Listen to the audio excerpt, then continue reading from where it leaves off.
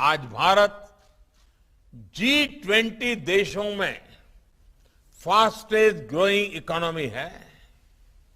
दुनिया की तीसरी सबसे बड़ी अर्थव्यवस्था भारत की है। Hey guys, welcome back to the channel और स्वागत है आपका हमारी एक और नई वीडियो में। दोस्तों, हमारे देश की इकोनॉमी ने पिछले कुछ दशकों में काफी सिग्निफिकेंट प्रोग्रेस दिखाई है, मतलब काफी बढ़ोतरी दिखाई है। और आपने आसपास अपने सबको सुना होगा बोलते हुए कि इंडिया की economy is the fastest growing economy in the world right now. मतलब ये सबसे तेजी से बढ़ती हुई इकोनॉमी है हमारे देश की। लेकिन गौर करने वाली बात यह है कि ये सब हुआ कैसे। ऐसे तो नहीं बैठे बैठाए इंडिया की इकोनॉमी फास्टेस्ट ग्रोइंग इकोनॉमी बन गई पूरी दुनिया में। के पीछे बहुत सारे रीजंस रहे हैं और उन्हीं रीजंस को जानने की समझने की कोशिश करेंगे आज हम लोग अपनी वीडियो में। तो बिल्कुल एंड तक देखिएगा हमारी वीडियो, बने रहिएगा हमारे साथ क्योंकि ये वीडियो बहुत इंटरेस्टिंग होने वाली है। लेकिन वीडियो को स्टार्ट करने से पहले हमेशा की तरह आपसे रिक्वेस्ट जरूर करूंगी कि अगर आप चैनल पर पहली बार आए हैं तो सब्सक्राइब बटन दबाने में बिल्कुल कंजूसी मत कीजिएगा दोस्तों। और हमारे चैनल को सब्सक्राइब जब आप करते हैं तो हमें काफी मोटिवेशन मिलती है। और कॉमेंट बॉक्स में अपना फीडबैक हमें जरूर दीजिएगा कि आपको ये वीडियो कैसी लगी। तो चलिए अब स्टार्ट करते हैं अपनी वीडियो और डिस्कस करते हैं वो सभी फैक्टर्स जिन्होंने इंडिया को फास्टेस्ट ग्रोइंग इकोनॉमी बनाया है पूरे वर्ल्ड में आज की तारीख में। दोस्तों, सबसे पहला जो रीजन है वो है डेमोग्राफिक डिविडेंड। देखिए, डेमोग्राफी क्या होता है? डेमोग्राफी ह्यूमन पॉपुलेशन की स्टडी को कहते हैं। वो एज की टर्म्स में हो सकता है, ऑक्यूपेशन की टर्म्स में हो सकता है, जेंडर की टर्म्स में हो सकता है। हमारे इस आज के कंटेक्स्ट में हम एज ग्रुप की बात करने वाले हैं। आप पूछेंगे वो कैसे? तो वो ऐसे कि इंडिया की जो मीडियन एज है वो 28 साल है, यानी 28 ईयर्स है। मीडियन एज वो होती है जो कि दो इक्वल हाफ्स में डिवाइड करती है पॉपुलेशन को, यानी कि 28 साल से ऊपर 50% लोग हैं हमारे देश में और 28 साल से नीचे भी 50% लोग हैं हमारे देश में। यानी कि जो हमारे देश की मेजॉरिटी पॉपुलेशन है फिलहाल आज की तारीख में वो यंग जनरेशन है और फिजिकली और मेंटली स्ट्रांग है काम करने के लिए। दोस्तों, आज से 30 साल पहले चाइना की भी सिचुएशन कुछ हमारी जैसी ही थी। यानी कि आज से 30 साल पहले के करीब जो चाइना की पॉपुलेशन का मेजॉरिटी प्रोपोर्शन था वो यंग जनरेशन थी। और देखिए उस देश ने उस चीज का कितने अच्छे से इस्तेमाल किया है।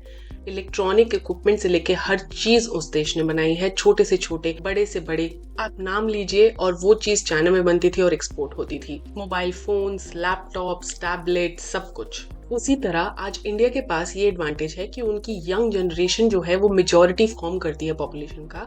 तो इस एडवांटेज की वजह से हम अपनी कंट्री में इकोनॉमिक डेवलपमेंट देख पा रहे हैं। एक दूसरा रीजन भी है जहां हम अपनी पॉपुलेशन को स्ट्रेंथ की तरह इस्तेमाल कर पा रहे हैं और वो है हमारा देश का कंज्यूमर मार्केट। यानी कि अगर कोई भी नया प्रोडक्ट बनता है वो इंडिया में ना आए ऐसा हो ही नहीं सकता, क्योंकि उसको नंबर ऑफ कंज्यूमर्स यहाँ पर बहुत ज्यादा मिलने वाले हैं ऑटोमेटिकली। दोस्तों, नेक्स्ट रीजन जो हमारी लिस्ट में है वो है इंफॉर्मेशन टेक्नोलॉजी, यानी कि आईटी इंडस्ट्री। ये रीजन बहुत ही सिग्निफिकेंट रीजन है दोस्तों। आपने देखा होगा अर्ली 2000s में आईटी इंडस्ट्री हमारे देश में सेटअप हुई थी, जहाँ बहुत बड़ी बड़ी यूएस की मल्टीनेशनल कंपनीज आई थी हमारे देश में और उन्होंने अपने आईटी ऑपरेशंस यहाँ पर सेटअप किए थे। आज उसी आईटी इंडस्ट्री ने हमारे देश की मिडिल क्लास को बनाया है दोस्तों। ये इंडस्ट्री ने बहुत सारे जॉब्स क्रिएट किए हैं और एक बहुत बड़ी मात्रा में फॉरेन एक्सचेंज अर्निंग्स प्रोवाइड की है हमारे देश को। दोस्तों, नेक्स्ट रीजन जो हमारी लिस्ट में है वो है इंफ्रास्ट्रक्चर डेवलपमेंट। आज की तारीख में दोस्तों हमारे देश में बहुत सारा इंफ्रास्ट्रक्चरल डेवलपमेंट हो रहा है। हमारा देश बहुत सारा पैसा इन्वेस्ट कर रहा है इंफ्रा को इंक्रीज करने में, इंफ्रा को इम्प्रूव करने में हमारे देश में। और बहुत सारे एक्सप्रेसवेज, हाईवेज बन रहे हैं, पोर्ट्स बन रहे हैं। एक्सप्रेसवेज का तो पूछे ही मत, थैंक्स टू नितिन गडकरी जी, जो इतने सारे एक्सप्रेसवेज हमारे देश को मिल रहे हैं। अब आप सोचेंगे कि इस सब से हमारी देश की इकोनॉमी कैसे रिलेटेड है। दोस्तों, वो ऐसे रिलेटेड है जितना टाइम और पैसा आप ट्रांसपोर्टेशन पे बचा पाएंगे अपने सामान पे, उतना मुनाफा आप उस पे ज्यादा कमा पाएंगे। चाहे फिर वो एक्सपोर्ट की बात हो या फिर अंदर ही अपने देश के अंदर ही कंजम्पशन की बात हो।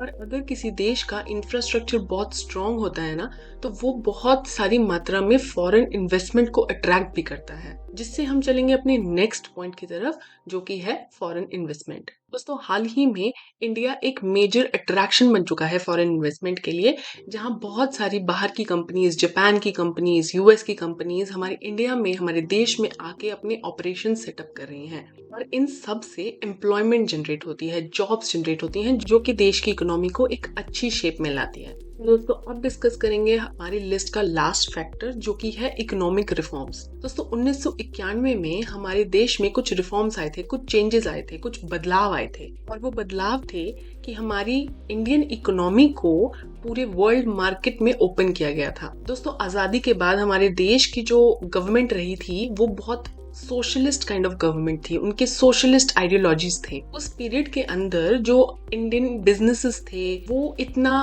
प्रॉस्पर नहीं कर पा रहे थे क्योंकि बहुत सारे रेगुलेशंस लगा देती थी गवर्नमेंट उनके ऊपर। उसका एक बहुत क्लासिक एग्जांपल है हमारी एयरलाइंस, जिसको आज हम एयर इंडिया के नाम से जानते हैं। वो टाटा एयरलाइंस के नाम से शुरू हुई थी, JRD टाटा ने उसे शुरू किया था। लेकिन आजादी के बाद हमारे तब के प्राइम मिनिस्टर जवाहरलाल नेहरू ने इस एयरलाइंस को गवर्नमेंट ओन्ड बना दिया था कुछ सालों बाद, यानी कि पब्लिक एंटिटी बना दिया था और तब से उसको नाम मिला था एयर इंडिया। दोस्तों अब चलते हैं अपने मेन रीजन की तरफ जो था इकोनॉमिक रिफॉर्म्स। तो दोस्तों इस सब के बाद 1991 में हमारी देश की इकोनॉमी वर्ल्ड मार्केट में ओपन हुई, जहां की लेस कंट्रोल रहा गवर्नमेंट का बिजनेसेस पे देश के अंदर, और प्राइसिंग गुड्स और सर्विसेज की मार्केट स्टैंडर्ड्स के हिसाब से की गई, ना कि हमारी गवर्नमेंट ओन्ड पॉलिसीज के हिसाब से। और इन रिफॉर्म्स ने मौका दिया बहुत अच्छे अच्छे बिजनेसेस को ग्रो करने का और हमारी इकोनॉमी को इम्प्रूव करने का। और भी रीजंस हैं जिनकी वजह से हमारी इकोनॉमी फास्टेस्ट ग्रोइंग इकोनॉमी बन पाई है आज की तारीख में। उनमें से एक मुझे जो लगता है वो है एंटरप्रेन्योरशिप की एक जो वेव चली हमारे देश में।